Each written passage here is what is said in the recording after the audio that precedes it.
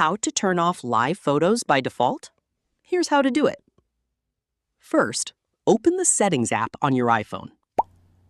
Scroll down and tap Camera. Next, tap Preserve Settings.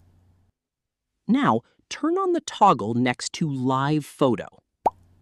This tells your iPhone to remember the last live photo setting you used instead of automatically turning it back on every time you open the camera app. After that, open the camera app. At the top of the screen, tap the Live Photos icon so it appears crossed out, which means live photos are turned off. From now on, because Live Photo is enabled under Preserve Settings, your iPhone will remember that setting and keep live photos turned off by default until you decide to turn them back on. And that's it. You've successfully turned off live photos by default on your iPhone. Thanks for watching.